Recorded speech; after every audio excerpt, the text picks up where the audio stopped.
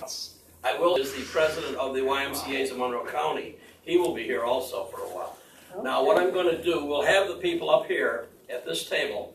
I'm going to have another separate table where we set out the stuff from the 50th anniversary, which is a plaque from the city, something from Bob Duffy, who was the mayor at the time. He had an acclamation for us and so on. And then various papers and pictures from previous meetings of the club itself. And you're all, invited to come up and take a look at it before the meeting and so on. We're going to have, I call it 2 meetings. The first one, we will start at 9:30, and we'll do our business part of it. We'll do the 50-50, and if we do have a thing on the sick people, the Sunshine Club rather, we'll talk about that.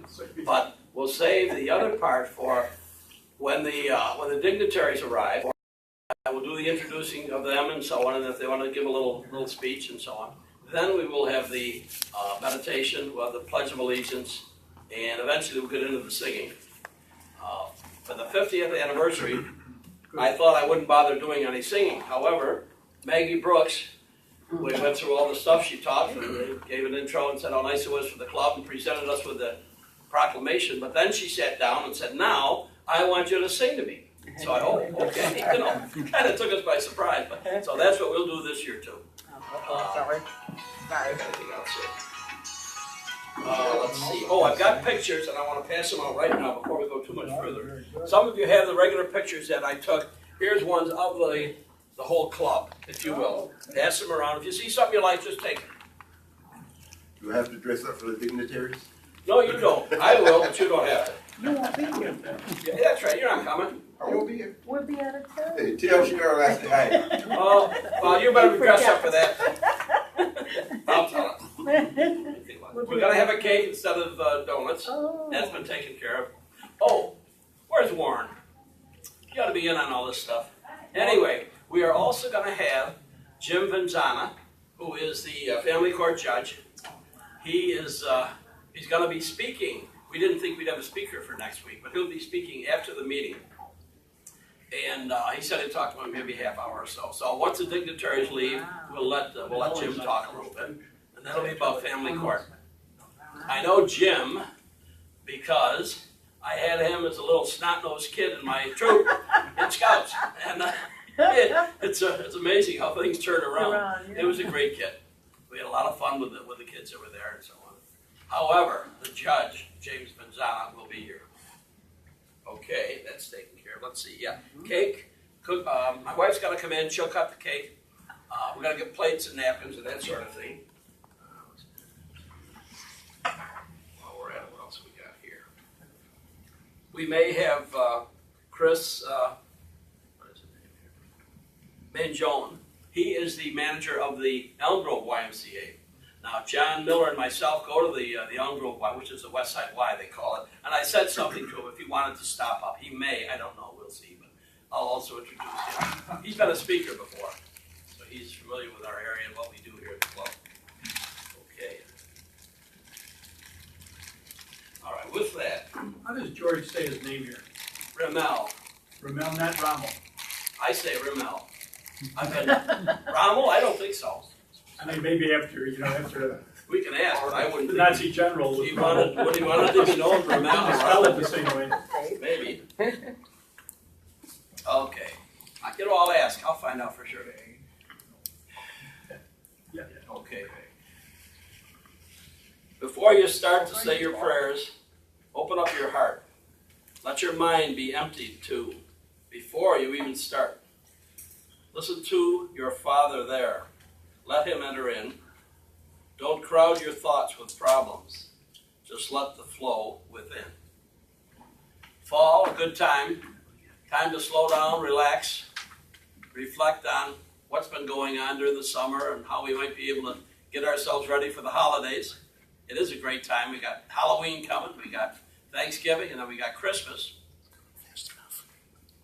It's fun to be with everyone, have your families together and so on, and it's a time to reflect and take care of your fellow man. Be as generous as you can.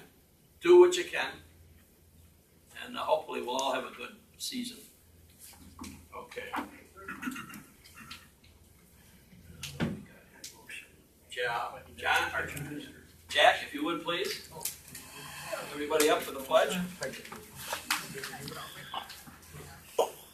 I pledge Pledge allegiance to the flag of the United States of America and to the republic for which it stands, one nation, under God, indivisible, with liberty and justice for all. Now, I do not see any guests or visitors here at this time, other than our speaker. And let's see, well, attendance count. We got 3, 6, 17, 12, 13, 14, 15. 16, 17. Yeah, 17, okay, fine. All right, there's a guest. Any old business at this time? You covered it. Sorry? You covered it with, about what's going on next week, right? Yeah, well, that'll be the new business part. But, okay, old business. As well as the treasurer's report, we'll let John speak on that. Okay, we have 18 members paid their dues.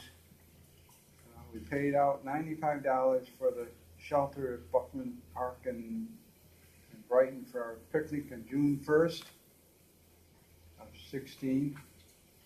We've paid $200 out for the Christmas party at Marriott, right? Marriott. No, at the Radisson. Radisson. Right. Yes, it'll be on Jefferson Road. On Jefferson Road, right.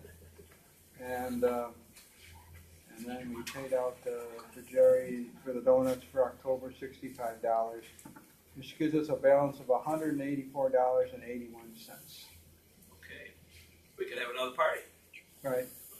That'll be good. At least we're in the black. That's great.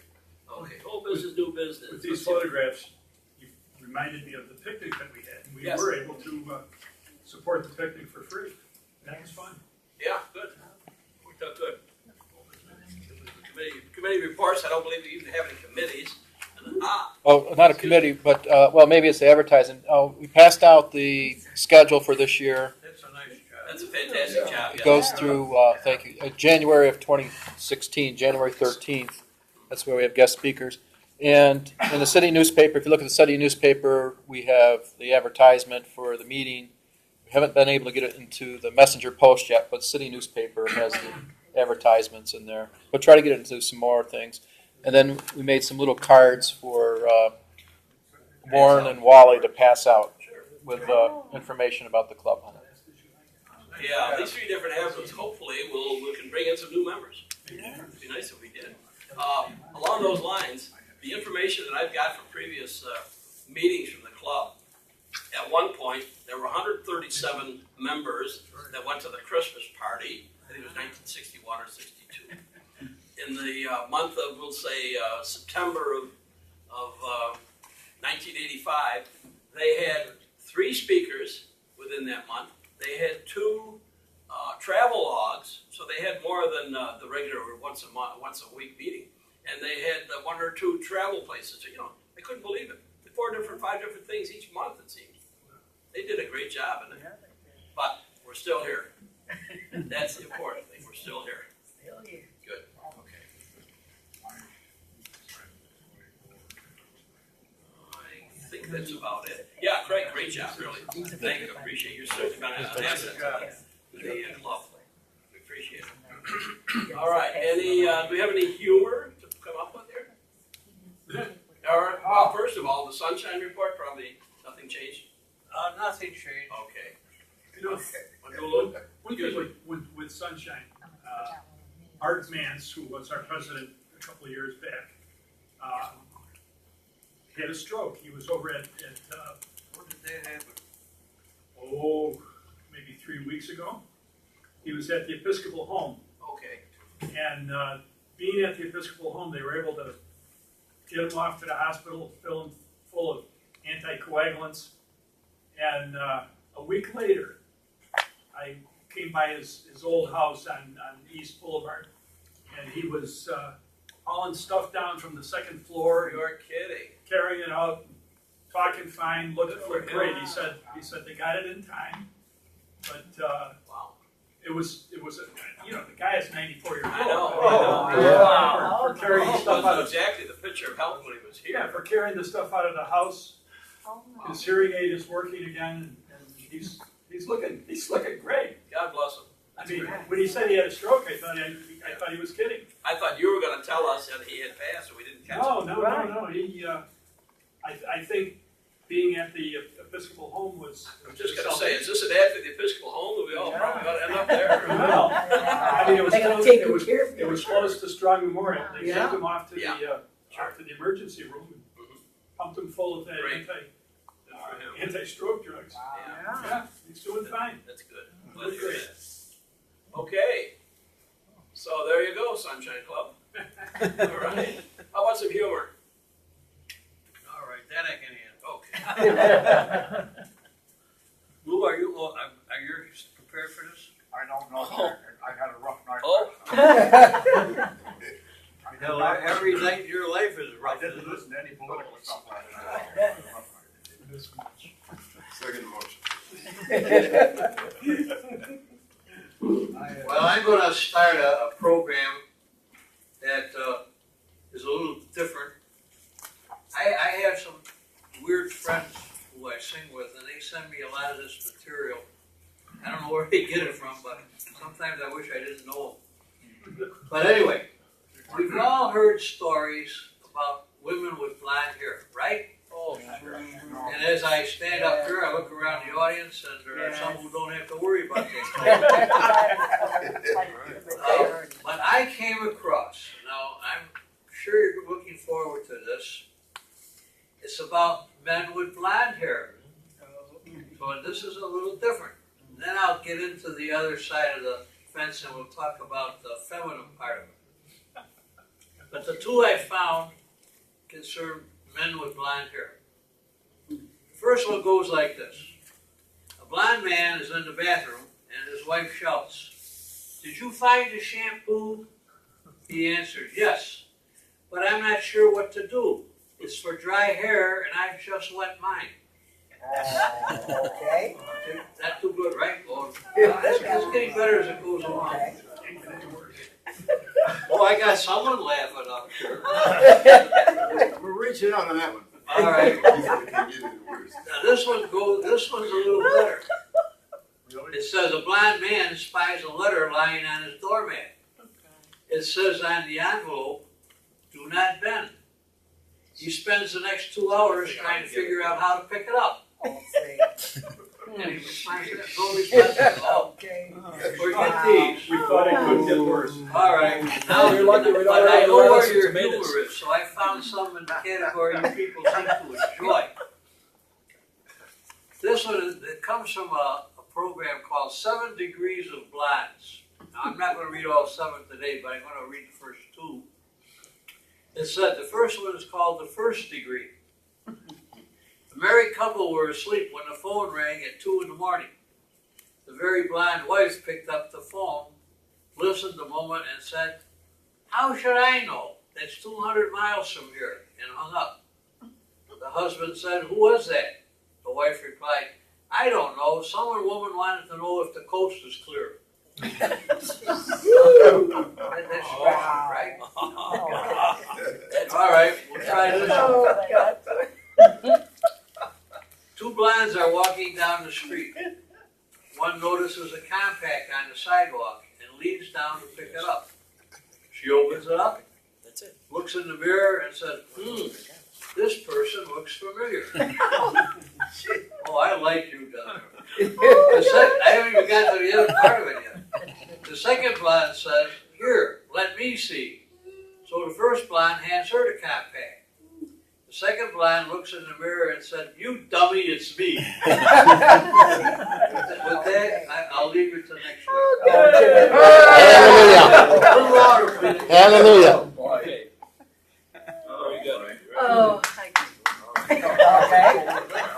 Okay. I think I'll go back to Thanks, the John. debate. Thanks, in, John. Jack. Thank you, Jack. For some reason I got you mixed up with John. I don't know why. All right, how about the 50-50? Let's see who's going to be the lucky today. Sorry. Just A little handful of money today. Okay. Definitely, yes. Mine too. I think it's exactly the same as last week. All right, same numbers. Okay.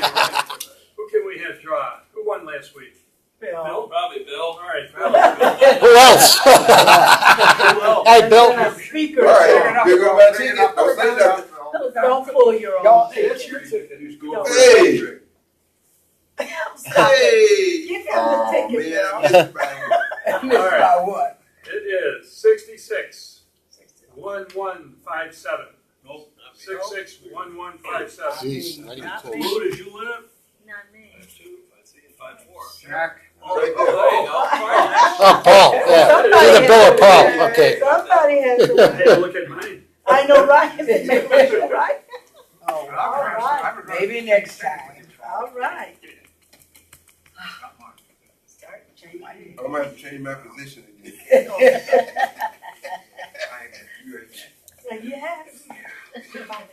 Wow. How much was it? How much was it? It wasn't announced. $14. 14. Okay, very good. Been in coffee today? All right. Get your songbooks out if you would. More and more sunshine. No more sunshine. No more sunshine when she's gone. That one? Yeah. Right. We should I don't know all the words of that. Update music a little bit. What's the other religious song we sing other than Amazing Grace? How great thou art. Where is that? Just a quick look at the index. Which one? Page 14. 14. We'll end up there. Okay, but let's start on page 38. Yeah, that's where it is. Go right to the back. We haven't done many in the back. Page 38. A little patriotic here. You're a grand old flag. Okay? You're a grand old flag, you're a high flying flag, and forever in peace may you wave. You're the emblem of the land I love, the home of the free and the brave. Every heart beats true to the red, white, and blue, where there's never a boast or brag. Once an old acquaintance be forgot, keep your eye on the grand old flag. Okay, very good. Speaking of sunshine, we might as well go right across on the page. You are my sunshine, my only sunshine. You make me happy when the skies are gray. You'll never know, dear, how much I love you. Please don't take my sunshine away. The other night, dear, as I lay sleeping, I dreamed I held you in my arms. But when I woke, dear, I was mistaken, and I hung my head and cried. I know, isn't it amazing? We stopped there on this for some reason. We shouldn't want to. You are my sunshine. Anyway, let's see. You tell me your dream. Let's try that down. I don't know how many people may know. Does everybody know that, the melody of that? You had a dream. Right. Does anyone else know it, though? Oh, yes. Really? Oh, well, maybe we won't do it. Or maybe we'll do it and you'll... Now listen. It's, you tell me your dream on 38. We can try it, see what it's like. You're going to have to sit like It's right at the end. You Had a dream, dear, I had one too. Mine was the best, 'cause it was of you. Come, sweetheart, tell me, now is the time.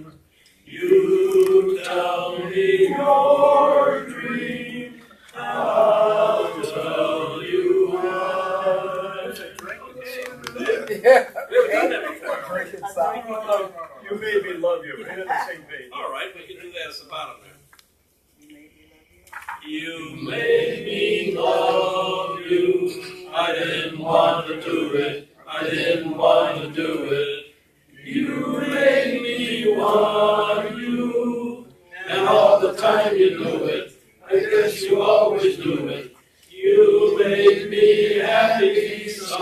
times you made me glad, but there were times, dear, you made me feel so bad.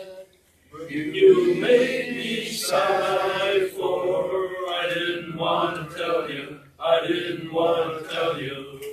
I want some love, that's true, yes I do, indeed I do, you know I do.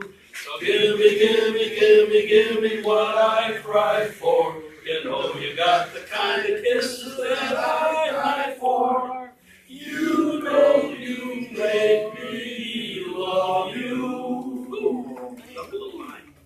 Okay. Actually, my throat today is, it's like a pony. It's a little horse. That's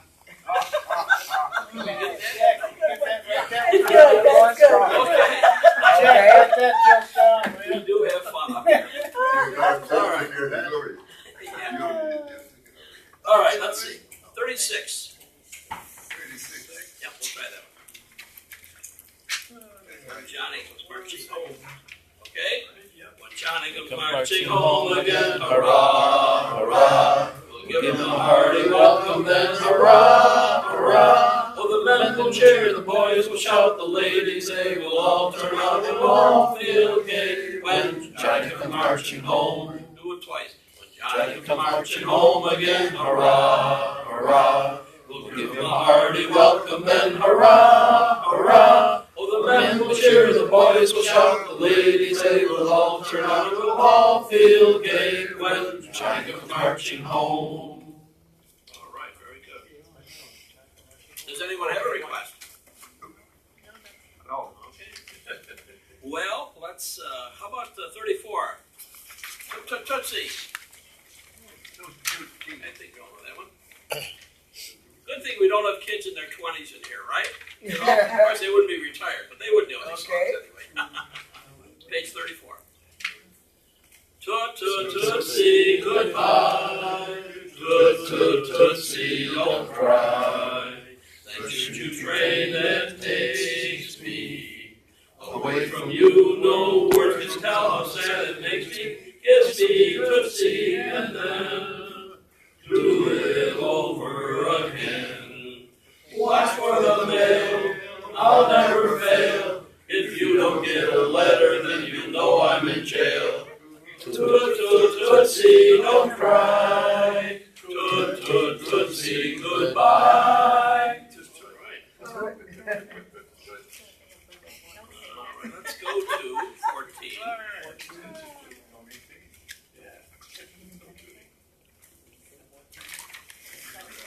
Go 11. Is it 11 or 14? 14 is on Gracell Park. 14, it's a little bigger. We'll do the first two verses. Good. How great thou art. Oh Lord my God, when I in awesome wonder consider all the world thy hands have made, I see the stars, I hear the rolling thunder, thy power throughout the universe displayed. Then sings my soul, my Savior God, to thee. How great thou art, how great thou art. Then sings my soul, my Savior God, to thee. How great thou art, how great thou art. When through the woods and forest glades I wander, and hear the birds sing sweetly in the trees. When I look down from lofty mountain grandeur, and hear the brooks and feel the gentle breeze, then sings my soul, my Savior God, to thee. How great thou art, how great great thou art. And sings my soul, my Savior unto thee. How great thou art, how great thou art. And there's one more song we have to sing. And it starts with the letter or the number 4. Ready? Anybody know that? For he's a jolly good fellow, for he's a jolly good fellow, for he's a jolly good fellow, which nobody can deny.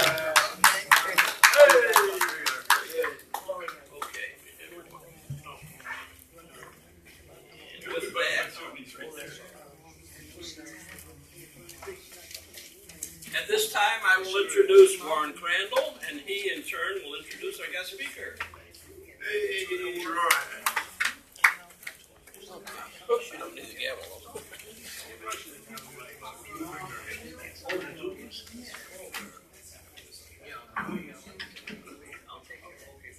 That's good. Did you see your picture? I'll take care of that. Okay, thank you.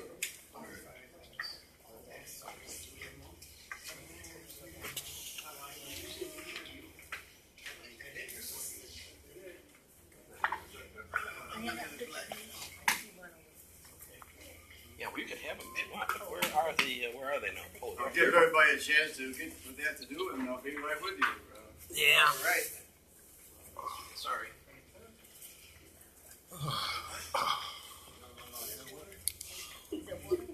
No coffee.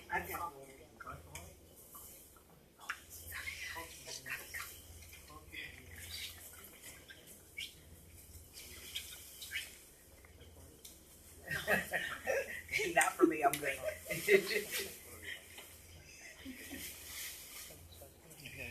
Yeah.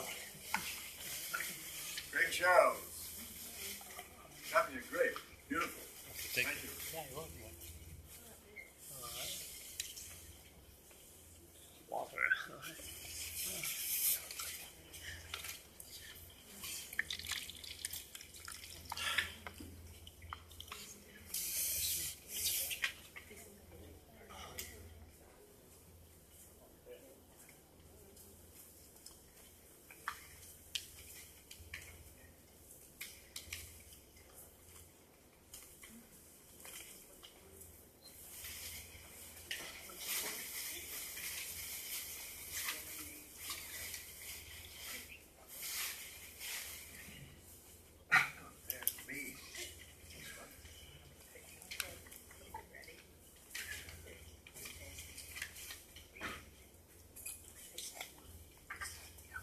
Here's this copy I was talking about for the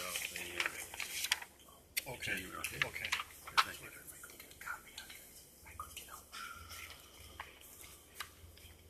I guess we're all set.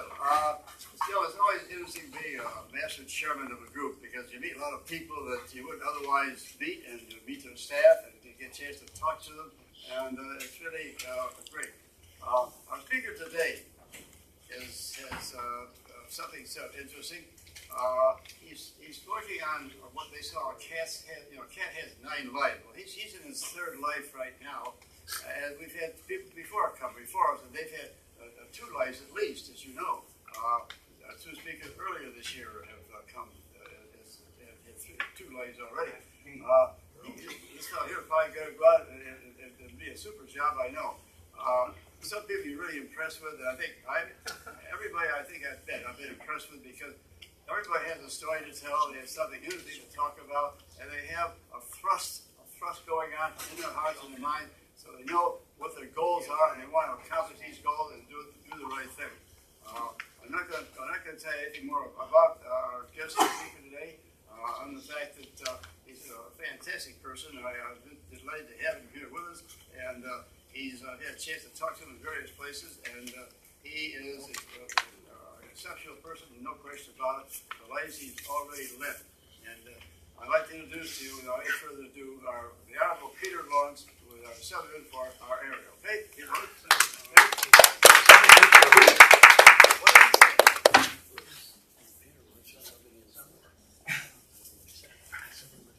Okay. You're done with the paperwork. Morning, everybody. Good morning. Thank you for having me. When Warren asked me to come, he didn't want any canned speeches and canned statements or anything like that. So I'm just going to stand up here and tell you a little bit about myself, where I am, what I've done, where I may be going, and then kind of open it up for questions. I'm sure you folks will have some questions when I'm done. First about myself. I was born and raised in a small town in central New York, Little Falls, New York. I'm not sure if anybody knows or has ever heard of it. About 20 miles east of Utica. Can you use the microphone, please? Sure, I can, and I'm sorry. It pops on. It pops on, people look around. Pardon? It comes on. Okay. Better? Yes, All right. thank you. Little Falls, about 20 miles east of Utica. I left Little Falls in 1968 and I went to school out of Brockport. I stayed there for a while, and I've been here in this area ever since. In 1974, I was accepted into it. I went into the state police, starting the academy in January '74, and I had about a 29-year career with the state police. I was on the road for quite a while. I was promoted to sergeant. There's three different ranks of sergeant in the state police. I served in each rank. I was a station commander here in what was it's now Rochester, but back then it was Henrietta. I was station commander in Henrietta. I was also station commander in Brockport. Promoted to lieutenant, and I was put in charge of the regional narcotics unit, headquartered in Batavia. From there, I was promoted to captain. Went to Oneida, which is D Troop, Syracuse. From uniform captain, I was reassigned as a detail commander in charge of statewide narcotics, headquartered out of Albany. Did that for a few years, promoted as troop commander down in the Albany area. I was reassigned as troop commander out here in Canandaigua, Troop E. And then I was promoted to staff inspector, assigned to internal affairs, and reassigned back to Albany. That was my state police career. In 2002, when George Bush won the election, he nominated me to be the United States Marshal for the Western District of New York. Fantastic. There's 94 marshals in the United States, and obviously I was very fortunate to be named one of those 94. I served until President Obama won. It's a presidential appointment, so you know when you take the position that there's a very good chance that when the president comes in, you're going to leave. So I left, and I thought I was going to be retired at that time. It was 2009. I was 59 at the time, and I thought, it's time to retire. It just didn't work, and I'm sure you folks understand that. Something came up. Well, you just can't sit by and do nothing. So a while ago, it would have been about a year ago, a little bit more than a year ago, I was approached about possibly running for the assembly out on the western side of Monroe County, the 134th district, which used to be Bill Riley's old position. I thought about it. I've never really been a politician. Coming from that law enforcement background, and you make the cause, you do what you think you should do, and now having to run and possibly be stuck saying some things you might want to say or doing something that you don't want to do. I didn't know if I could do it, but when I went out, I started talking to people, and I would tell them, hey, I'm 64 years old. I've been retired for a while. I want to do this job. It's something that I think I want to do, that I can do. But you have to understand that if you vote for me, I'm going to say what I think, and I'm going to vote the way that I feel. So if we can live with that, then fine. I was fortunate. I won. We had a nice election. I won, and that's who I am today. I did my first session just this past session. So it was my very first session, and it was kind of interesting because I can remember the very first State of the State address from I say Mario Cuomo, that's how far back I go. Of course, you folks. His offspring. Governor Andrew Cuomo. And just sitting there in that big egg, because he gave the State of the State in the egg, and I remember we're going to give $500 million here, and we're going to give this, and we're going to give. I'm thinking, where's all this money come from? I thought we were broke. So I mean, that was really. I can be truthful. It was very, very eye opening to think that these numbers are just thrown around like they mean nothing. And then a couple of days later, behold, Shelley Silver gets arrested, and everything comes to a standstill. Everything comes to a standstill, and really it did. I mean, nothing was being done. I'm a Republican. I'm in the minority in the Assembly, so obviously Shelley Silver obviously was a Democrat, and the Democrats went into conference, and they were just, they had to come up with a new speaker. We want an interim speaker, and they were locked up for, I think it was 2 weeks before they finally came out with Carl Hasty, and we were able to get down to business, and we voted on the budget. The budget came in on time, and there's something in the budget for everybody. Some things you like, some things you don't like. But that's just the way it is, and that's by design more than anything else, to be truthful with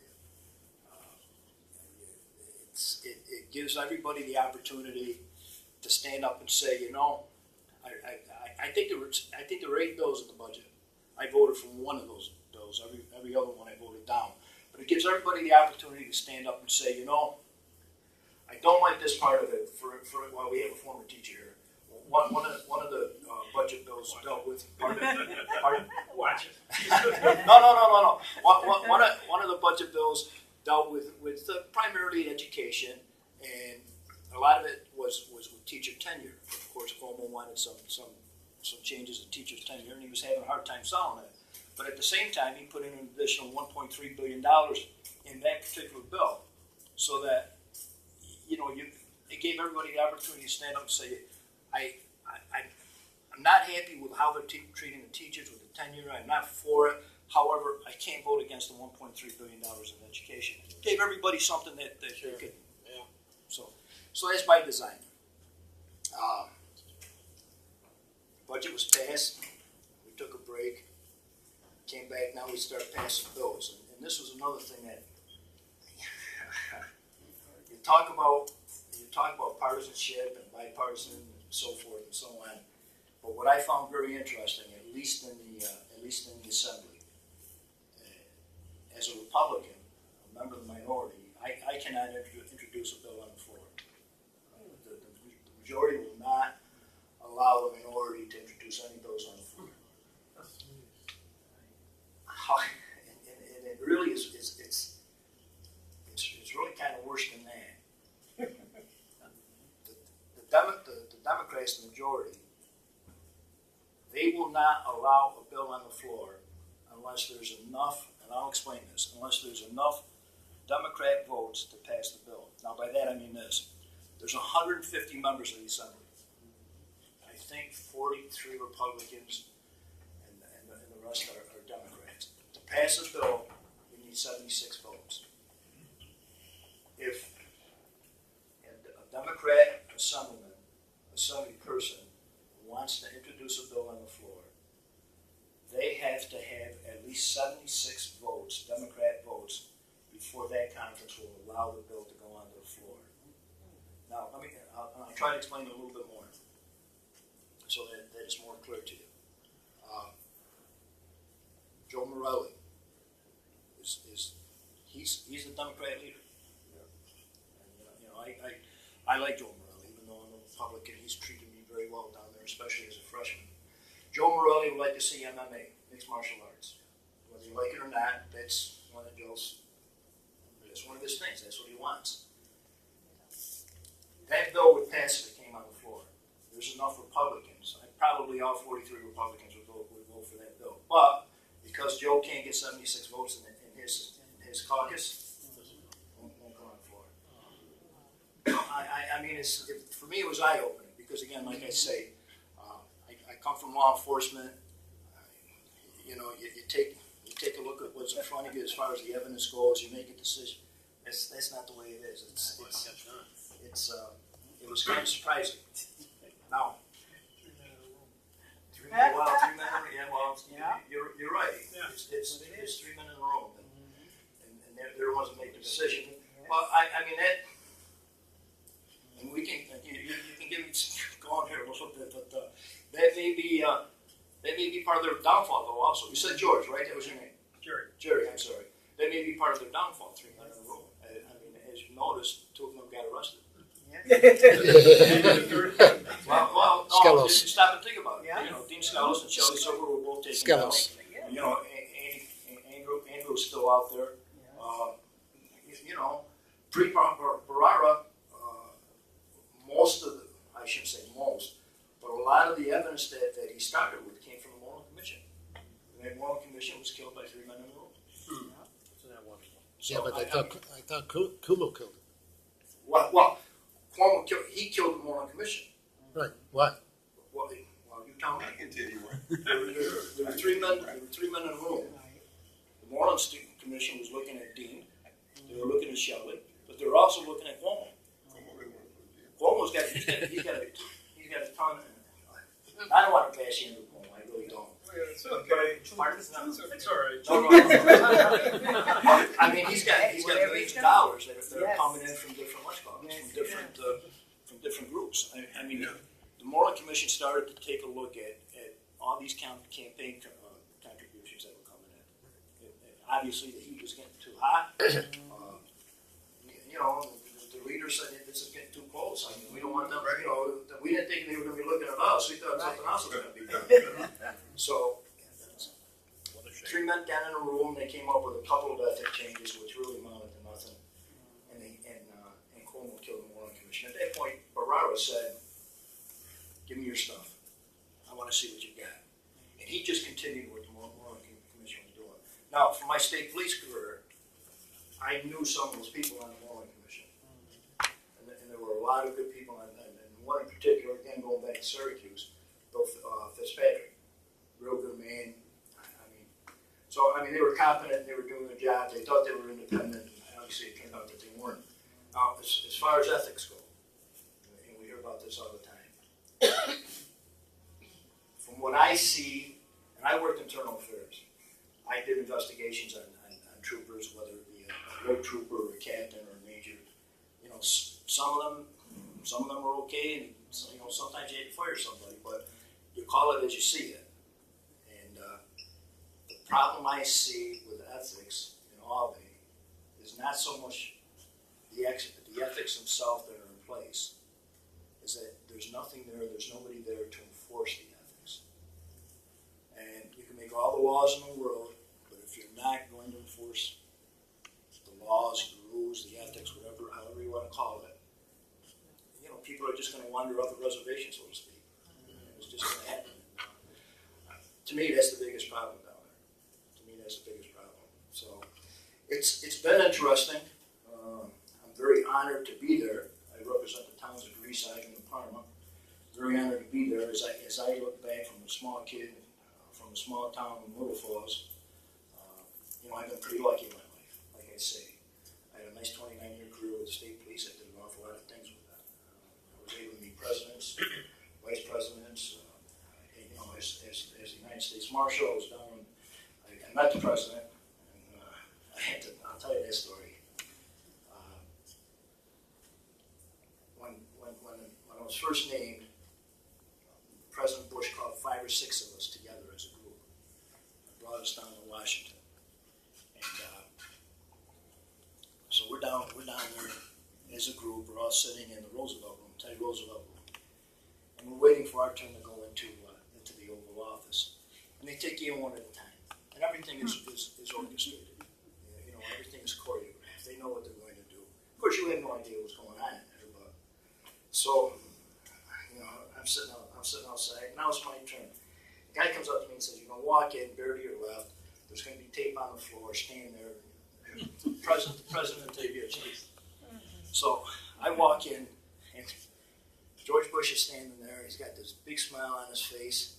Sticks out his hand. He goes, "Pete, man," he says, "great job you're doing up there in Buffalo with the Lackawanna 6." He says, "We know what's going on out there. We appreciate, you know, keeping the country safe, so forth." And I just stood there. I didn't know what to say. It's like the guy knew me his whole life. So it was the guy was really a very personal fella. No, I can't. As far as I'm concerned, I can't say enough about him. But that's pretty much my career.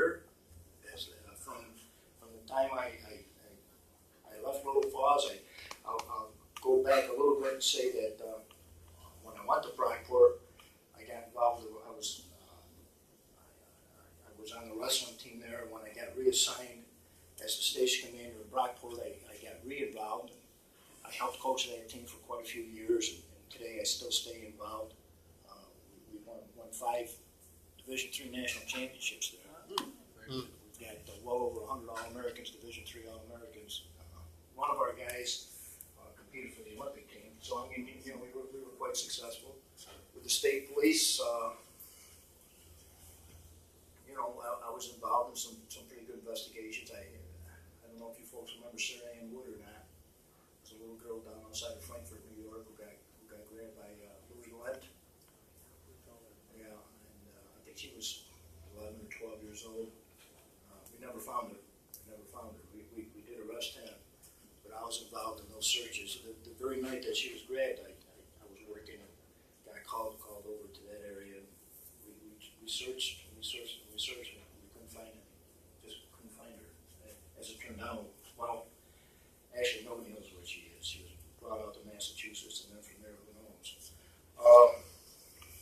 Bucky Phillips, as the marshal, I was involved in that search. We finally got him down in Pennsylvania, just over the border from New York. But that was a long, convoluted search. It went on much longer than it should have. We had the ribbon bombing outside of Albany, where a little girl grabbed it. She thought it was a Christmas present out of her mailbox, and when she opened it up inside, it blew up. Oh my So, gosh. fortunately, she, you know, her hand was damaged a little bit, but when she opened it, she had turned it upside down. Good. Which really minimized the blast. So she got very lucky. But you know, again, like I say, I've been fortunate. I've been lucky. I've had a lot of different experiences. There's still a few out there, hopefully, that I can experience. But you know, I'd like to open it up for questions at this point. If you get Did you ever work on a Kelly Poten case? No, I was Kelly Poten was. That was quite a case.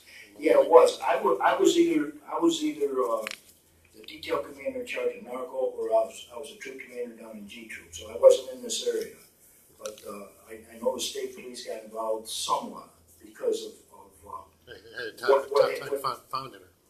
why they did. They really. I mean, that guy was an animal. I mean, he puts her in a water cooler for crying out loud. But Andy Maloney, to his credit, called in the state police just because he knew that we had handled the Sarah Ann Woods investigation. So it was like, look, if you can help us with this, you know, please do it. And you know, like I said, I give him a lot of credit because a lot of people would be a little bit slow to ask for help from an outside agency, but Andy did. He stepped up. He did the right thing. And, you know, he said, "Hey, we don't care about jurisdiction or anybody's uniform is. He wanted the case solved. Right. He just wanted to find her. So I give him credit. No, I wasn't involved in that. I was wondering. Thank you for your career.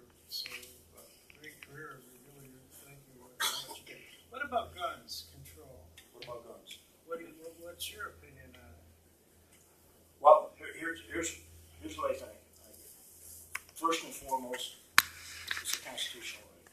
Yeah. So you have to deal with it. So I mean, anybody wants to take guns away, there's only one way to do that, and that's to repeal that amendment. You're never going to do that.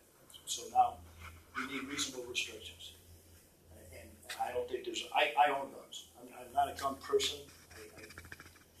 I can't remember the last time I carried a gun. Even when I was a marshal, I think I had my gun lying in the trunk. I just, you know, it's just. No kidding. You never had a gun in your person? In the trunk. It was in the trunk. It was in the trunk. Stick on that Dylan. I almost never, even, you know, when I was in the state police uniform, you wear a gun. But getting back to your question, I certainly don't want to avoid it. I don't think there's any lawful gun owner out there that would resist reasonable restrictions. Background investigations, absolutely. You know, permits, you know, absolutely. The problem gets to where these states, there's no restrictions. They do a quick, it's what they call a mix. This is national national NICS check, a national instant criminal something. But it's over the phone and it's done very, very quickly. And there's just too much abuse of that. So now, what's happening is people are buying guns in Florida, Virginia. Southern states. Yeah. Now there's four. Florida. Okay, Florida. There's 4 states where most of the guns are coming into New York State, Georgia. and that's what's happening. It's not. You're talking about the SAFE Act. There's nothing in the SAFE Act that's going to slow down illegal possession of weapons. There's nothing in the SAFE Act that's going to prevent violent crime. Because the only people that are going to abide by the SAFE Act are lawful gun owners. I mean, and 7 rounds in the magazine. Do you think if I'm going to go out and rob a 7-Eleven, I'm going to count how many rounds I have in my magazine? It's not going to happen. So there has to be something reasonable. I believe that there should be a national background check. Okay. Absolutely, I don't think there's any question about it. But there's also there's no easy answer to any of these questions. There's also one of the things that has to be, 2 things that need to be addressed. Mental illness. Right, there has to be some way, because of the HIPAA laws, it's very, very difficult to get around it. The privacy laws.